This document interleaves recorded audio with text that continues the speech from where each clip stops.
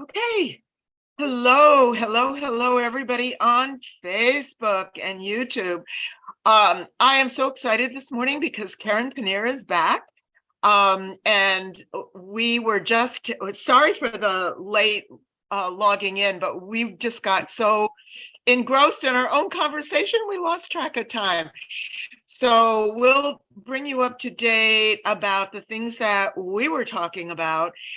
So much about moods and emotions and the things that our dogs are expressing and communicating with us. So last in Karin's summit interview, she talked about mood and cognitive bias.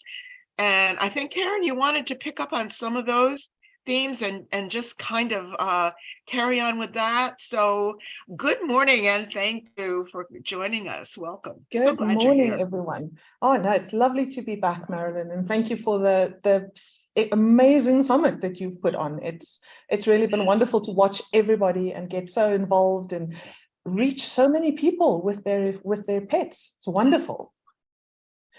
Okay, so one of the things that we spoke about last time was the role of cognitive bias and mood in the approach to helping dogs with reactivity problems.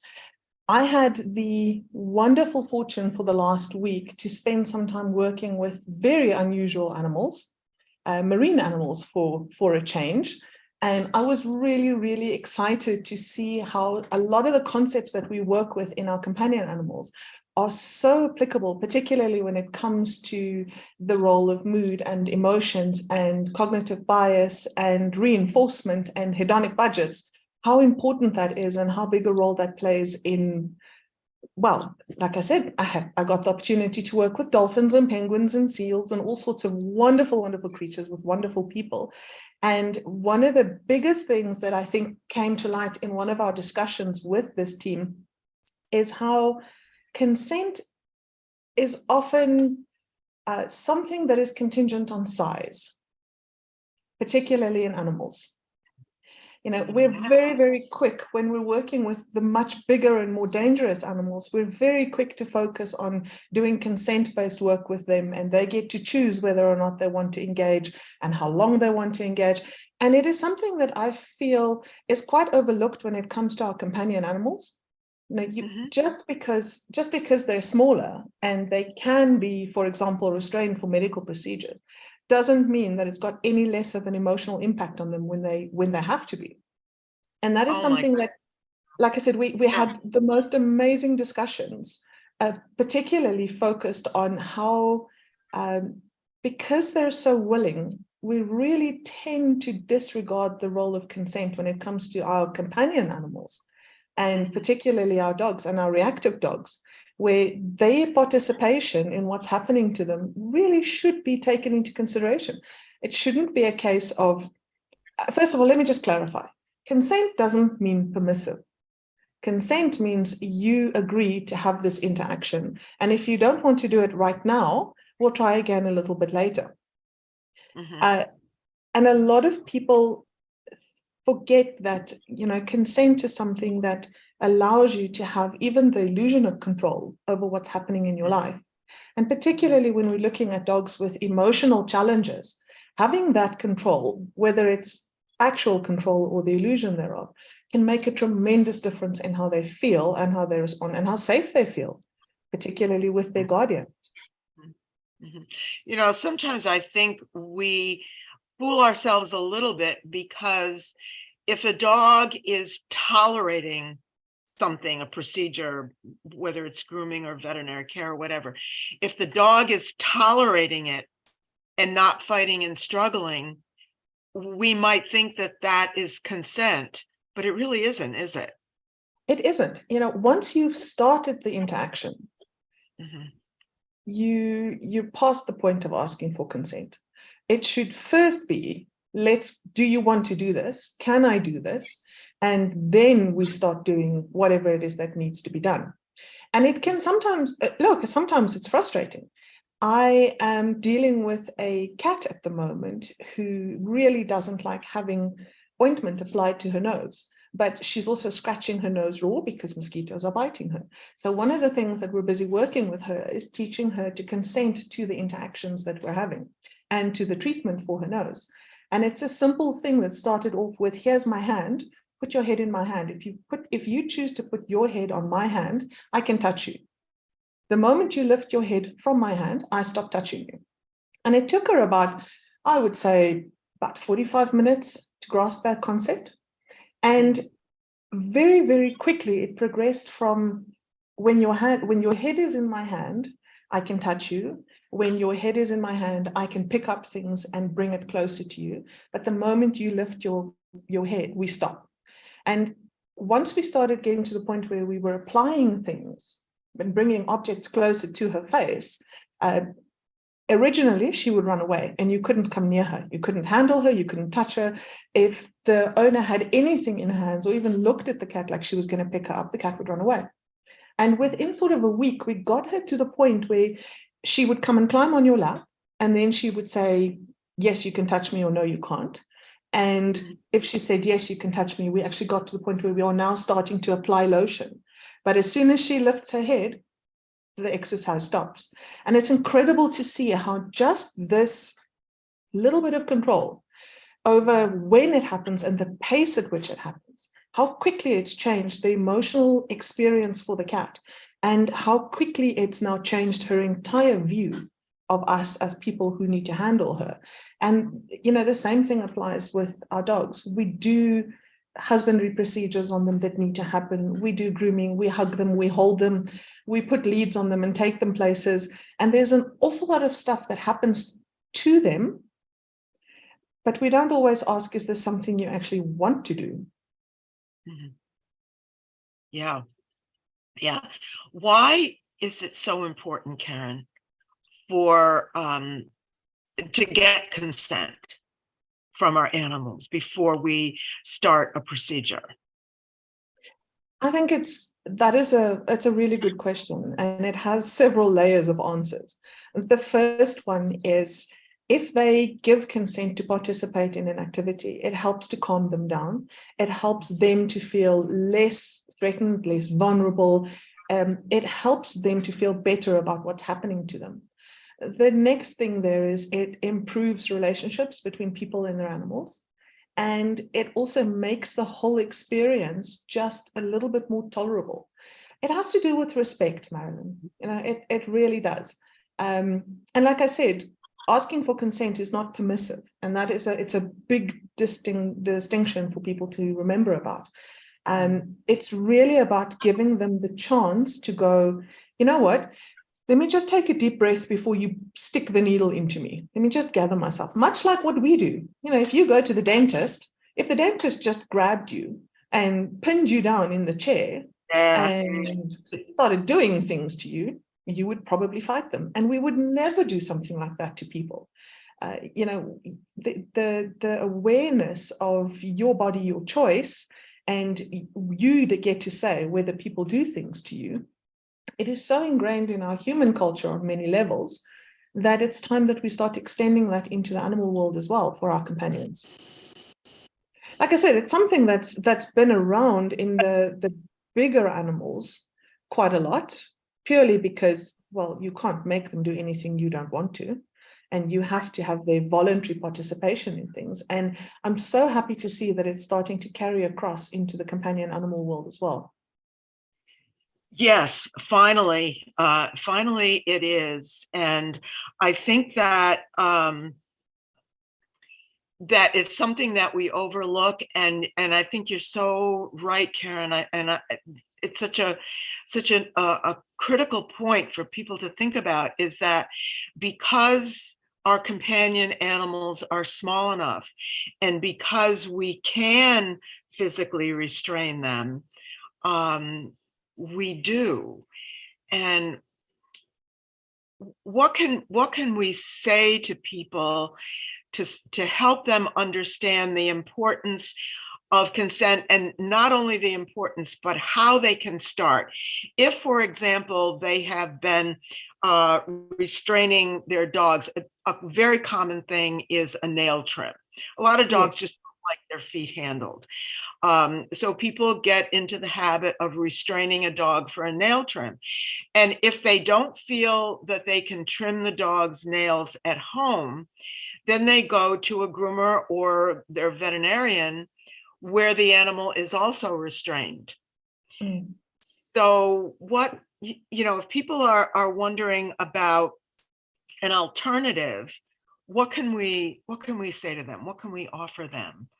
The sad part about real behavioral therapy is that it is not an instant fix to anything. It usually requires a little bit of work. Normally, when people speak to me about toenails being cut or ears being cleaned or procedures like that, the first thing I ask them is, well, how often do you actually fidget with your dog's toes? How often do you go through the motions? Or do you only do it when his nails are so long that it becomes a traumatic experience every time? And it just builds on that emotional association of the nail clippers are straight from the devil and they're here to eat me. And if you spend a little bit of time when you don't need to cut your dog's nails, getting them used to going through the motion, saying to them, can I touch your foot today? Yes or no? Okay, not today, we'll try again tomorrow. And you build on it like that. By the time you get to having to do nail clipping, it's not such a huge, big thing anymore. Cutting nails, it's such a simple, straightforward thing that needs to happen on a regular basis. But at the same time, to get people to understand, I tend to use human examples quite a lot. And I'll say to them, you don't know me from a bar of soap. You've not had any experiences with me in person. How would you feel if I sat on top of you and started cutting your toenails? Mm-hmm. And I did that once every, let's say, I'm not sure how fast human toenails grow, let's say once every 6 to 8 weeks. And that's the only time that I handle your feet, is when I'm sitting on top of you and I'm busy cutting your toenails. And then let's add into that, every now and again, I accidentally cut you. I nick the quick of the nail and you bleed profusely, or it's just sore enough that it's then uncomfortable. Yeah. How would that make you feel about having your nails cut? Mm-hmm. It's like I said, I have nothing against dentists. Dentists are important people, but no one goes to the dentist for fun. You go to the dentist because you have to. And we start off with children, teaching them, we're going to go to the dentist and you're going to get a lollipop if you're good and all that kind of stuff. But then at some point you become a grown-up and you go to the dentist because you have to. And when you're sitting in the room and you're hearing that high-pitched drilling noise, your toes start curling. It is an involuntary response. And when you've got a dog who is not used to being handled for the purpose of husbandry procedures, it has the same emotional response in them as going to the dentist or going to the hospital will have for us. It's just not a pleasant thing. But if you ask people who work in hospitals or people who work in a dentist's office, to them it doesn't matter because they're completely just, this is what I do and it has no emotional impact on me. And that's why we say to people, repetition really is your friend. When it comes to having to do things to your animal, you don't have to do it every day, but as you're engaging with them, go through the motions, make it a non-event in their life so that it doesn't evoke that horrible emotional response of, it's the end of the world, it's the horrible thing that happens, it's traumatic, because every time it's traumatic, the trauma of it builds. Mm-hmm. I was talking to somebody last week about a procedure that they were doing on an animal that they only did once a year for purposes of vet checks and things like that. And her words to me were, now if it's myself and the other person who's involved in this procedure, they just don't come near us, they run away. And they only do it once a year. But those animals have become so sensitive to the signals that predict this is the time that the bad stuff's going to happen, that it is now affecting their behavior, their relationship with these people for the rest of the year, even though it only happens once a year. Wow. Yeah. It can have, bad emotional or negative emotional experiences have such a tremendous impact. They have to, if they didn't make you feel absolutely horrible, you'd keep doing the same thing over and over and over. So when we're talking about valenced experiences, emotional experiences, things that make you feel bad have a bigger impact than things that make you feel good. And so it only takes one bad thing to make you remember that I don't like when this happens. And so the best thing that we can advise people to do when they've got to do, and you have to take care of your animal. You have to groom them. You've got to clean their ears. You've got to check their teeth. You've got to trim their nails, make sure that everything is fine, all those kinds of things. And the best way to do that is to just do a little bit every day. Don't reserve the love and cuddles and stroking and hugging for the rest of the year, and reserve that facial expression with that cookie and the nail clippers for once a year or once every 4 months or something. Because by the time you're heading to the cupboard to get out the nail clippers, your dog knows if it's an unpleasant experience. And so build on it. Little bits, little bits, little bits. Yeah. Yeah. And that that response of the animals for that 1 year experience, to have such a response where they would just run away.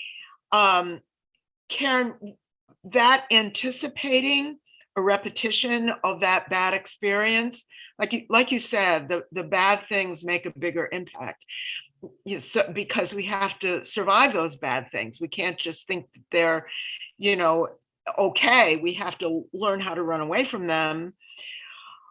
But the memory of what happened a year ago is, I'm wondering, is that emotional experience almost like reliving that bad thing? And is that why they're running away? Is it like that whole experience, how that felt? Is that coming back to them when they anticipate? So one of the aspects that I discuss quite a lot in the book is the element of reinforcement. And reinforcement is not just about the food that you get out of it or the response from your human that you get out of it. A very big part of reinforcement has to do with how your actions make you feel. And if you are feeling scared about something, the situation's happened, you're in it, you're feeling awful about it, and you implement a particular strategy or a particular behavior, and that behavior works. In other words, it makes you feel better, makes you feel relief, it makes you feel less frightened, less anxious. That reinforcement, that internal reinforcement, is what reinforces the strategy that you chose to employ.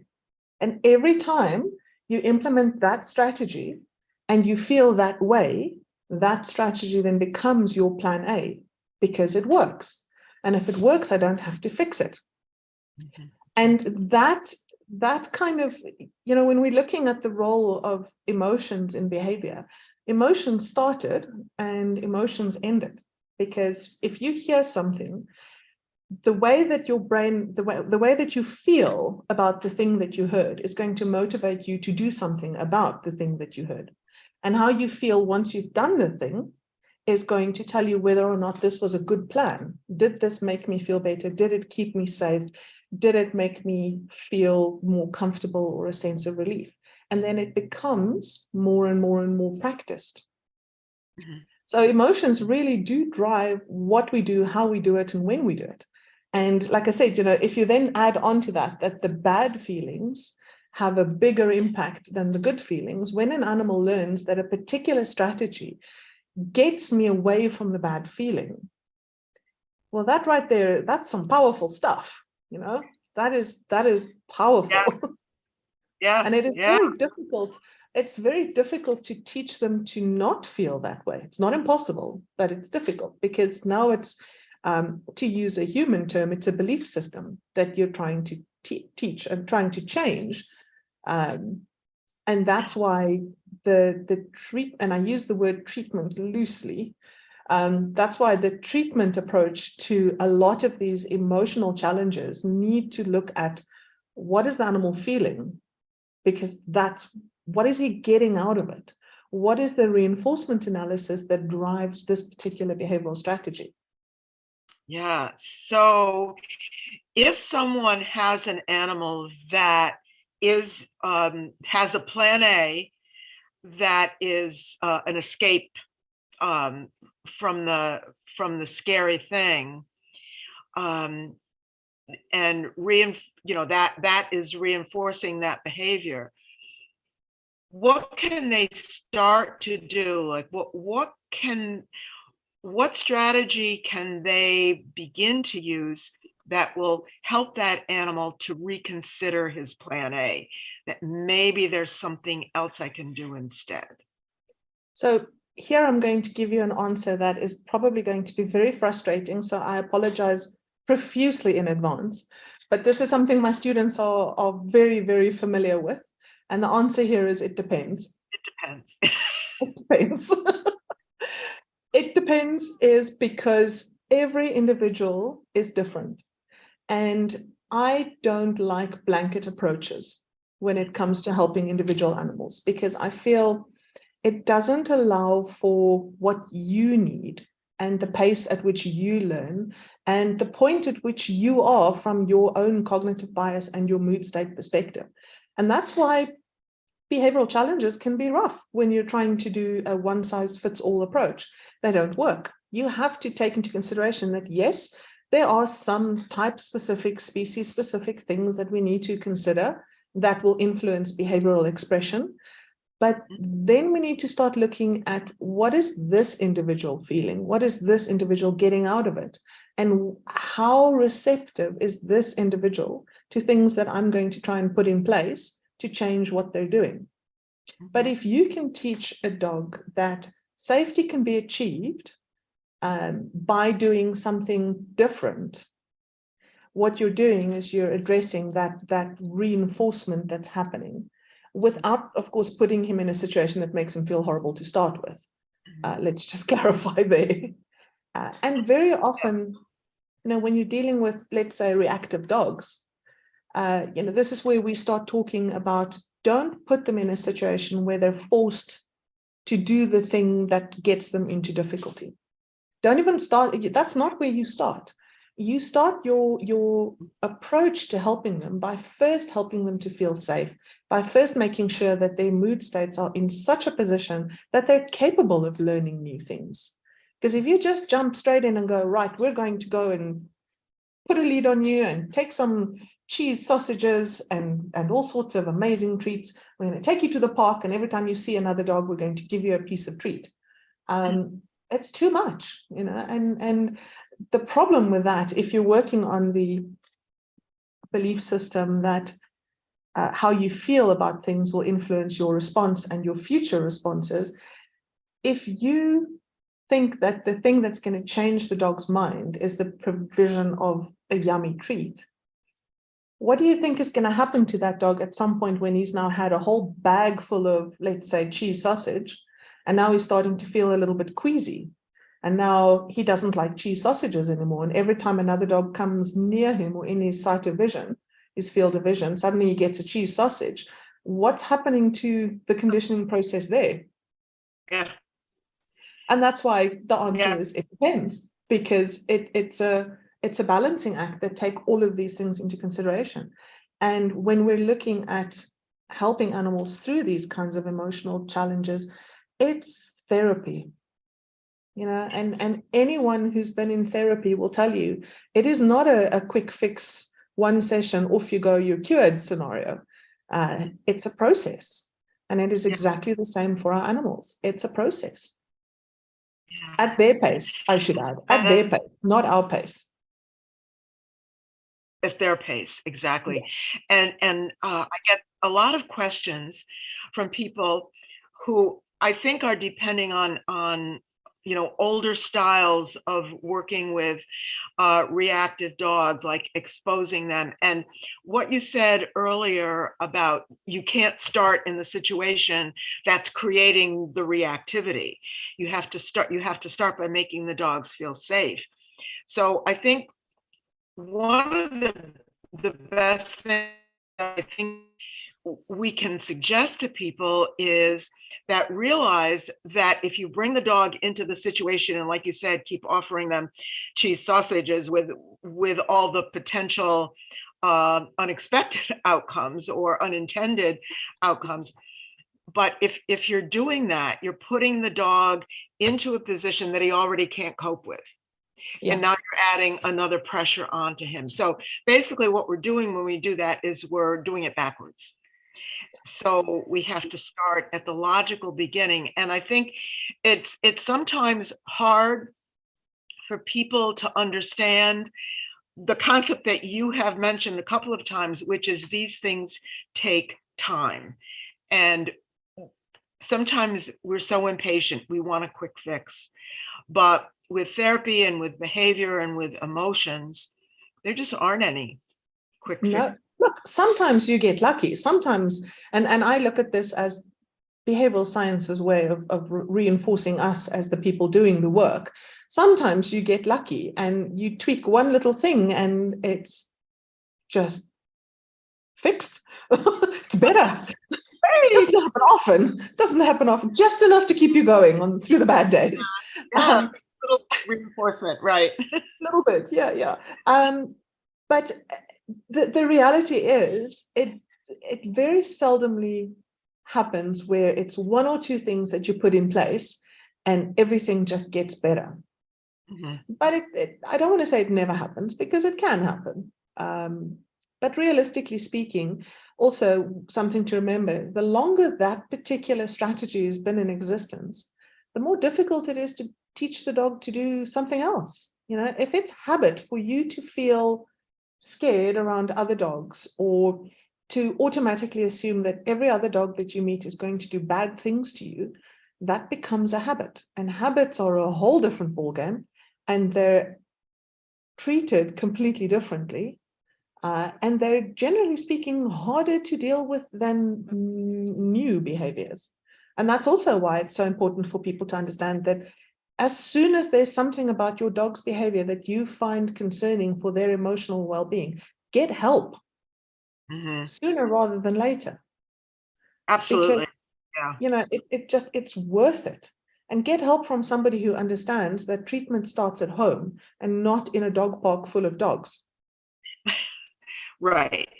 And, you know, I often tell people, if the advice just feels wrong to you, if something in your body is telling you, you know, this just doesn't feel right, then pay attention to that feeling, because your intuition, your body is telling you, pay attention to that feeling and continue to look for someone who gives you information that makes sense and that feels right to you. And always look to your dog to find out how they're experiencing what is happening to them. And if you are going somewhere for help and your dog doesn't like what's happening to him, respect that and pay attention to that. And then either say, look, at the end of the day, we're supposed to be our dog's advocates. We're supposed to speak up to protect them, not just from a physical perspective, but from their emotional and behavioral well-being point as well. It's our job to be their guardians and to go, yes, this person might be a professional, but what they're doing right now, my dog doesn't like it. And remember, for when this is your dog, you know your dog. You know if your dog is happy or sad or scared or worried or frustrated. You can put any word to it that makes you understand it better. But at the end of the day, understanding how you, or being able to identify how your dog feels, and listening when your dog says, Mom, I'm not liking this at all, it makes me very uncomfortable. It's your job then to speak up and say, okay, hang on a seckie. I think we need to take this more slowly, or we need to reevaluate because my dog is not comfortable, instead of just blindly following. Right. And sometimes we're a little intimidated by authority. And it's hard to speak up, but if there's that kind of relationship between you and the person working with your dog, if you're not free to speak your mind, then that's a red flag. And maybe you need to seek help elsewhere. You know what? You as the guardian for your dog need to feel safe as well. And you have every right to feel safe. And if somebody gets upset with you because you're disagreeing with something that they're suggesting or doing, and they get angry with you and they say, well, you know, you don't know what you're doing, or it's my way or not at all, That is a big red flag, Yeah. because this is not, saying to somebody, look, I don't think my dog's comfortable with this. If that person says, no, it's fine, your dog's fine, they're dismissing what you, as the advocate for your dog, is picking up. But if they say, okay, tell me why you think that. Let's look at the things that make you think that, and we discuss that. And then we go, all right, if he's not comfortable at this level, how about we take a step back and we start easier and we reevaluate? That is the kind of person who's working with you, as opposed to be quiet and just do what I tell you to do. There's a reason why school education systems are moving away from that model. It's not really the best way to learn. Yeah. Right. And the relationship that you have with your behaviorist or your trainer needs to be based on mutual respect. Yeah. Not just you and the trainer, but also the dog and your trainer, and vice versa. Yes, you have to feel like you're a team and you're working together. And you each bring something to the table. The behaviorist brings that area of expertise. You bring that intuitive understanding of your dog, and the dog brings their emotions and their feelings and their consent, and you work together with that. So absolutely. if you don't have that, then you need to find it. Yeah, and you know what? A good behaviorist or a good trainer will have many different ways to reach the goal without doing any harm. And that's why also the it depends answer ties in so well with the actual treatment, because every single dog has a different need, because they're not all alike, just like all humans aren't alike. There are things that are similar, sure, but at the end of the day, what works for you might not work for me. And if I'm asking somebody for help, I want to make sure that they can go, okay, well, this won't work for you. Let's try this, or let's try that. Somebody who, there's a very nice phrase for it. It's called a one-trick pony. If you've got somebody who has got one thing and one thing only, they might be extremely good at it. But what happens when that one thing doesn't work for the animal on the receiving end? Exactly. And so it's all about understanding what's underneath the presenting problem, addressing the emotional drive for things instead of the symptom, for a lack of a better word. So you're not treating behavior problems in the sense of the barking or the lunging or the jumping up or the reactivity towards other dogs. You are treating the underlying emotional state that is causing that behavior to happen. Yeah, it makes me think of another phrase: if your only tool is a hammer, then everything looks like a nail. Absolutely. Oh, I'm going to steal that one. I like that one. Yeah, yeah, that's a good one. It really brings it home. Yes. Yeah, yes, we have to be. Karin, we still have some time in the hour. So I just want to say to the people listening on Facebook, if you have a question that you would like to present to Karin, anything at all about this topic that we're discussing, just go ahead and put it in the comments. I'll check in a few minutes and see. But meanwhile, Karin, can you think of any examples of animals that you worked with? It doesn't even have to be dogs at this point, because as we're saying, these principles apply to so many different species, humans as well. And my favorite human example that you mentioned is visiting the dentist, because that's really makes me cringe just to think about it. But the important point about that is that nobody has a gun to your head forcing you to sit in the dentist chair. Even though you really wish you could be somewhere else, anywhere else, you still do it of your own free will. And I think that is an important piece of it. But Well, hang on. Let me ask you this. I'm guilty of totally avoiding, just like avoidance. But anyway, that's another. But that's perfect, because that's in the perfect example. When do you go to the dentist? When you're dying of a toothache. Yes, that is the equivalent of somebody holding a gun to your head. Really, it's not really free will. It's the pain that is driving you to go and face that. I really hope there are no dentists listening. They might start taking this personally. Um, it's the pain that is forcing you.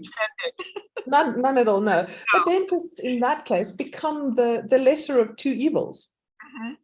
And you're going because if you're anything like me, you put it off Oh yeah. until it's so bad that you cannot ignore it any longer. Mhm. That's still, well, I mean, that's coercion, really. You're being held hostage by your body. You have to go to the dentist. I know, but I guess that whole emotional experience just kind of brings it home. That's a great example, and I think it's kind of universal. And again, no offense intended if you are working in the dental field.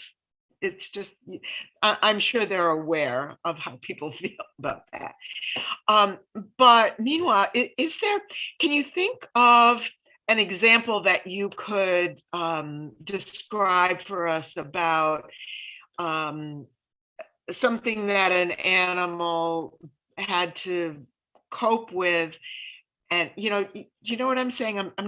I'm thinking that people would love to hear some kind of a practical real life example. Can you think of anything you can share with us? Before we do that, I wanted to say something following on from our earlier discussion about asking for consent before you enter into these husbandry procedures. If you, on a day-to-day basis, ask your dog, can I play with your nails? Can I fidget with your toes? Can I bring the nail clippers closer and maybe cut one nail and then we're done? And you do that on a frequent enough basis that they have I like to think of it as an emotional buffer that they build up. So that if there is ever a situation where you have to say, look, I know you don't like this, and we can take breathers throughout this process as much as you need to, but we have to cut your nails today. The emotional resilience that they will have built up through all those repetitions will counter the severity of the now, sorry, we have to do this at a slow pace and not forcing you, but just giving them that opportunity to build up through repetition.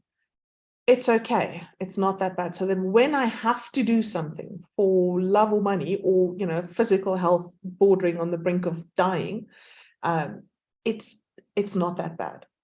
It's not great, but it's not Good. that bad. Yeah, very good point. It kind of gives us a purpose for doing that daily um little, like you said, fidgeting with their toes or showing them the nail trimmer and then just doing nothing with it, maybe just petting them and then putting it away. Just those little innocent things that kind of puts a purpose to it, which I think helps Yeah. people to And understand. and it's, what, it's so important to build that buffer, because Mhm. when the wheels fall off for whatever reason, or there is somebody who doesn't know about consent and just grabs your dog's foot to cut his nails, your dog's going to have the memory that goes, you know what, I don't like the way this is being done, but I know what they're doing. And because I know what they're doing, and in the past it didn't elicit this intense fear-based emotional response, well, all right, fine. I'm not loving it, but it's not terrifying me to the point where, I mean, I've seen dogs that you put them on a grooming table and they defecate themselves out of pure fear, terror, abject terror. And it's usually these guys that get. I saw a thing. Oh goodness. I saw a thing on I think it was Facebook or somewhere where this person was working on their dog's nails, and they were teaching their dog to be okay with cutting the nails. And they had the dog in the bathtub, and she put cling wrap around her head, cling film wrap around the front of her head, and then she smeared peanut butter on it, so that while she's bending forward, holding her dog and cutting his nails, he's licking the peanut butter off her forehead.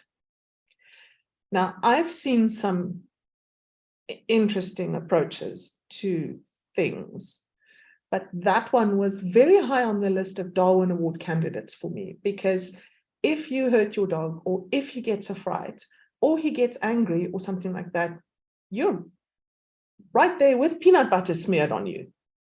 That is not how you do it. You still have to work on the premise that, sensibility. I'm all for teaching them that great things happen when we do this, but because you're trying to decrease that fearful reaction that they're having. But be sensible about it, please, for the love of everything holy. Don't smear peanut butter on your face and cut your dog's nails.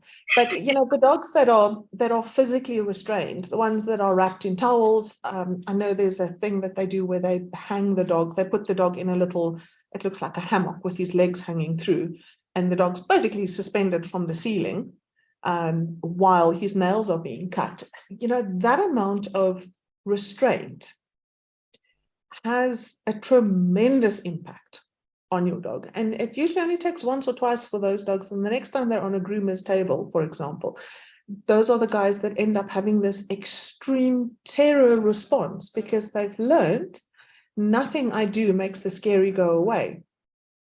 Yeah. And that is just, it's horrible. It's torture. If we did that to people, we would be in trouble. Yeah, for sure. Yeah. And that I actually hadn't heard of that before, the hammock thing, but it just kind of makes me cringe, because what you're taking away from the dog are two of the most important safety mechanisms: the ability to move, Yeah. and the ability to escape if you're afraid of something, the ability to run away. That and must the be ability terrifying. to defend yourself, because the way that I'll see if I can find that thing. I'll send you a picture. It's just the way that it's structured. They actually can't, because you're underneath them, so they can't move. They can't lift their legs and pull it away or anything like that. And there is no control over what is happening with you. Yeah, it makes me think of an assault, like actually That's a very somebody good word for it. assaulted when you feel completely helpless. Yeah. Yeah. Woo. Yeah. I sometimes think, no, I often think that dogs are the most incredible creatures. They put up with so much from us that it is actually sometimes quite mind-blowing. Yeah. I mean, you would never do something like that to a cat. Never, because you would lose that battle easy. Oh, yeah. You know? And, I have to say that I'll look at the comments one more time. But we have people commenting who are groomers, like Joy is a groomer, and she's used consent-based grooming. No restraints. Wonderful. And they consent by either jumping up on the table or paws on the table. If the dog only consents to one nail being done, then that's a win. Oh, so that's fantastic. Yeah. That is fantastic. It really is. Oh, well done. That's wonderful. That makes me all warm and fuzzy and happy to hear.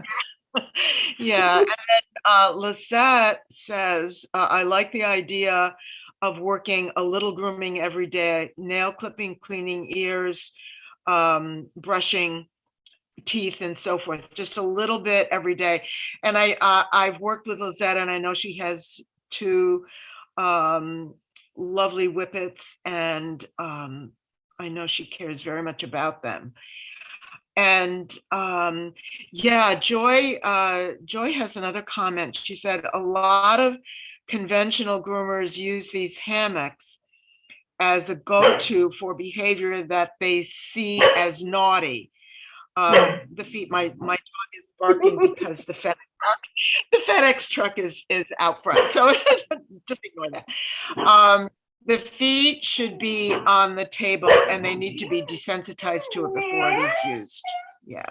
So that, you know, so a dog's fear response is described as naughty, and it's just so unfair. Yeah, and you know what? It really is. It's not the dog being naughty. I'm not a big fan of the word naughty when used in context with animals. I mean, I understand why she's using it in that context, and I agree with her 100%. It is because people perceive the dog to not be compliant. He's not doing what I want him to do. Right. But they don't, you know, it's important to look further than just why isn't he doing what you want him to do. The bigger picture should be, what are you asking him to do that makes him not want to cooperate with you? And you know, that puts a whole different spin on things if you think of it from the, well, what am I asking of this individual that makes him feel these incredibly willing creatures that I mean, dogs are just, they are so tolerant of people and so tolerant of the stuff that we want them to do and that we do to them. What are you doing that is making this incredibly willing creature say, I don't like this? Yeah. And that needs to be something that happens more and more and more in any of the interactions that we have with them. You know, if you, again, I do this a lot, I bring it back to how people would experience this and how you would feel. If you were scared of something, I personally have a proper phobia when it comes to needles. Like, if you want to put a needle in, I have never been for acupuncture. I have no intention of going. When I have to have a needle near me, you have to dart me from behind. I mustn't see it coming because I am also a redhead. So flight is not the strategy that I implement. And it is, you know, for me, when somebody says to me, oh, don't be silly, it's just a needle, it doesn't hurt, I want to punch them, to be very honest with you. Because your impression of how I'm experiencing this does nothing to make me feel any better about the situation. And that is something that I find myself spending my life talking about. It's not about how you intend something to happen. It's how it's perceived that matters. And once you start looking at things from that perspective, you could have all the good intentions in the world. But if the individual that you're doing it to is perceiving it as horrible, that's what it is. And we have to start looking at everything that we do to our animals through that lens, from that angle, instead of, oh, you know, buck up, it's not that bad, I'm just going to cut your nails. Don't be naughty. Yeah. And that that's such a huge thing, because we tend to do that with our dogs, whereas we might have second thoughts about doing something like that with a person who was upset or afraid, or, like you said, don't bring that needle near me. Might have second thoughts about it, but with dogs, we just say, oh, it's nothing, it's okay, don't worry about it. So my dog was just barking because the UPS guy came. He's 3.5 and he's a COVID puppy. So I have, and of course, during COVID, we had tons of deliveries because who went anywhere, right? Yeah, exactly. Well, the UPS guy did. That's the only guy that went anywhere. I know. So I really spent a lot of time working with him to feel okay. Not that I was telling him, it's okay, it's only, don't worry, stop barking, be quiet. It was more like, yes, here he is. What do you think about that? Let's go see, let's go look at it. You know, look at that. I wonder what the man is doing. He's coming out of his big old truck, and that kind of, you know, just talking. And you heard now, a few minutes ago, it made me feel kind of good. It was just kind of a little woof, woof, woof, which is fine. That's Absolutely. fine. Um, and then settling down right away. So as you said, it takes time. Like, he's 3.5, and I've been doing this with him since he was a baby. He still barks.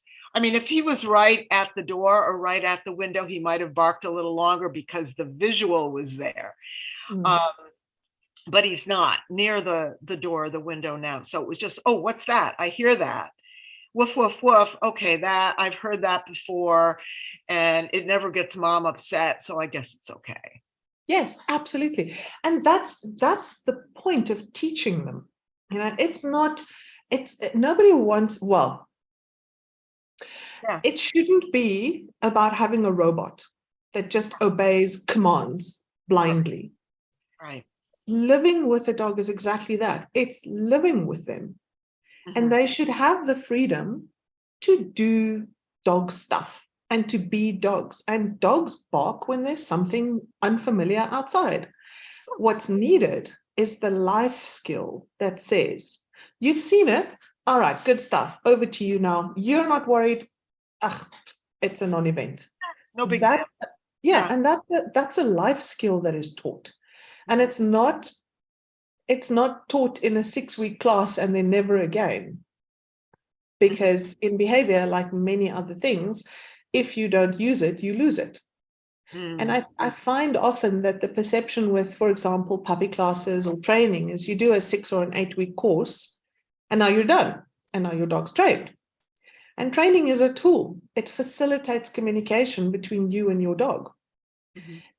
And while it's useful, we communicate with them on so many different levels. They are so good at watching us and reading us. I often think that um, so when you're speaking to somebody in a different language or when someone's speaking a different language to you, if you say I don't understand, normally the response is they speak louder in the foreign language and more slowly in the Mhm. foreign language. And I often think that for our dogs, they must sometimes think that we're the people receiving the foreign language, where they have to speak louder and more slowly to get us to understand what it is that they're trying to tell us. Because, we want them to know how to read us, but it's not always mutual. Yeah. And so day-to-day life shouldn't be about Yeah. issuing commands. It Uh-huh. should be about a relationship where your dog is trying to tell you something, you respond appropriately or otherwise, and help them to make the right decision about whether or not this is something that you should be having an over-the-top emotional response to. And Yeah. they learn how to respond to things based on how we respond and the information that we provide them. And if your dog barks and you just ignore him, what is he getting from that? What is he learning from that? Mhm. Oh dear, well, I'm on my own, firstly. She doesn't pay attention, and I'm not too sure how to deal with this thing, but I know that when I keep barking at him long enough, he goes away. So continuous barking must be the thing that then works in this situation. Yeah. And barking is something that all dogs know how to start barking, but I suspect not many of them know how to stop automatically. It's something they need to learn, Yeah. Yeah. True. and they learn that from us. I love that comparison about us not understanding the dog's communication. So the dog has to speak louder. And Yeah. that's the only communication. That's the only way. He's got to speak in his language. That's the language he knows. And so he's got to speak louder. I love that. Yeah. I love that comparison. It kind of puts the dog's behavior in another light for a lot of us. So And if you think about the foreign I don't speak Italian. I speak a couple of other languages, but I don't speak Italian. And so when I'm looking at situations where I can see a dog is trying to convey a message, the dog is always Italian in my head. And very much like Italians, they can get quite passionate as the intensity of the situation increases. And so, in my head, it's always a dog that starts speaking normal Italian. And if people don't respond, then he speaks louder and slowly with lots of hand gestures. And the more animated or the more urgent the situation, the faster the Italian goes until it's a stream of, I'm not going to even try, just a stream of that the dog is trying. And if you don't respond, particularly when your dog is in a situation where he's feeling scared or he's feeling vulnerable or he's feeling threatened, ignoring that forces him to try harder to get you to help him, forces him to then, if you're not helping and paying attention or acknowledging what he's going through and helping him, to take matters into his own hands. And that is own pause, sorry, pardon. And that is why it's, particularly for me, just to bring it back to the subject at hand, our reactive dogs, why when you have a reactive dog, you have to understand them all the time, not just when you're in the reactive dog class, but all the time. And as soon as your dog starts saying, I'm not feeling safe here, you go, got it? What can I do to help you? And we teach you how to cope instead of only responding to the shouting and the yelling and the gestures and the rapid Italian. It's about acknowledging the little things as much as it is about acknowledging the big things. Yeah. Having it's so said that, interesting. I can so relate to that because I come from a family of Italians. And okay. So I can really visualize that fast talk with plenty of choice words, included. So, yeah. And I love that. In fact, that might be one of my new ways of viewing dogs. I might steal that from you. I love that. You can trade me. I'm going to trade you the hammer analogy for the Italian analogy. It's a deal. Deal. Okay, yeah, I love that. So let me just see. We have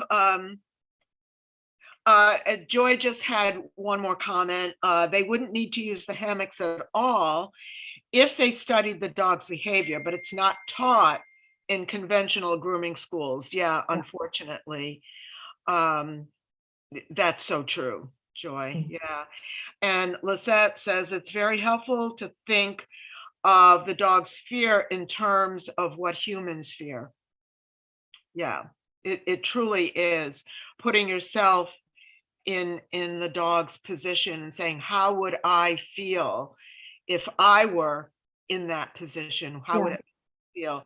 And then being more compassionate, more empathetic. Absolutely. And that is why I use human examples. Look, it's human behavior is a lot more complicated, obviously, but for the purposes of building empathy within clients and their animals, I like to use a lot of human comparisons because people can identify with that. Yeah. And if you can say to somebody, your dog he's not being naughty, he's scared, he's feeling anxious, he's feeling like something horrible is going to happen to him, that changes how people see what their dogs are doing. I'm not a big fan of the word behavior or the words behavior problem, because it's not a behavior problem. It's an emotional challenge that the dog is facing. And behavior problem implies that whatever the dog is doing is a problem, when very often what the dog is doing is something that helps him to feel better. So it's only really a problem for the people. And so I feel that the way that we change the world is one person at a time. And it might not be like you were saying now, it might not necessarily be a case of something that is taught across the board, but every single one person that hears the message takes it on board and spreads it. If you think about where we were in the animal behavior industry 20 years ago, in comparison to where we are now, it's through consistently putting out information, explaining it to people in a way that they can understand it and relate to it, and apply it. I mean, it's all good and fine being able to throw terminology at people all the time. But if they don't understand it and they can't apply it, then they're not going to. And Yeah. so for me, the education aspect is so important, because that's how we put pressure on places to start teaching consent-based training, husbandry procedures without fear and stress, changing the setup of how we engage with our animals. Because if enough of us shout the same message, it gets heard. Yes, yes. And some of the best comments that I've had from people about the summit from last week are that the speakers were so unified in their message. Each one presented it in their own unique way from their own background and expertise, but the underlying philosophy was so unified. Mhm. And I think that that has made a great impact on a lot of people. The fact that It's fantastic. It's wonderful. yeah, yeah, And especially to have so many people from all over the world saying the same thing. That is a big deal. It is wonderful. It's such an exciting time to be in the animal world at the moment, because there's so much going on. yes, yeah. It's never a dull moment, and you're never going to get bored. No, that's for sure. And there's room for everybody. So Yes. on board and start to absorb all of this wonderful new information that as you learn it, it just resonates, and something in your heart and soul tells you this makes so much more sense than the other ways, which felt like so much resistance and so difficult. Um, there's so much compassion and understanding, and then you get all of the benefits that you were looking for through trying to, more force and control. What you were looking for, you weren't getting. But when you just give up, I hope I'm making sense here. Oh no, When you're you give making up that, perfect. then you get everything that you were looking for, and you get it in a much more wholesome and complete way. So, Our relationships with any animal should not be a dictatorship just because we have thumbs. yes, Honestly, it yeah, should be based on mutual respect and understanding, and catering for the differences between the animals. But it shouldn't just be we're the ones that make the rules. It's not a dictatorship, and it shouldn't be. right, right. We wouldn't want to live in a dictatorship, No. and our animals don't either. So, oh, Karin, this has been an absolutely delightful conversation. We could just go on and on and I on. was just thinking, I can't believe it's been an hour. The time's just flown by. So people will listen to the replay because this will be up on Facebook. And if you are listening to the replay and you have a question for Karin, please put it in the comments. I'll check it out and look for it, and tag me or tag Karin. And if you tag me, I'll make sure that Karin sees it. And just let us know. We'll be happy to respond. So I have totally enjoyed this. I think it's been just such a fun conversation.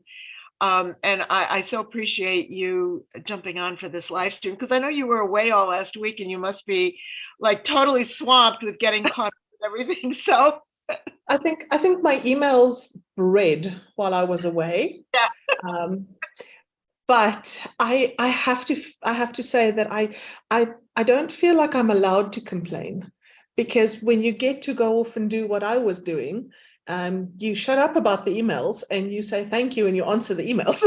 You make a plan. I know. Right. Okay. So Karin, thank you so much. We'll stop the live stream now. And remember, everybody, thank you for attending. First of all, thank you for Yeah. jumping in. Thank you so much for your comments. And anybody who's watching on the replay, we welcome your questions. So don't forget to tag us.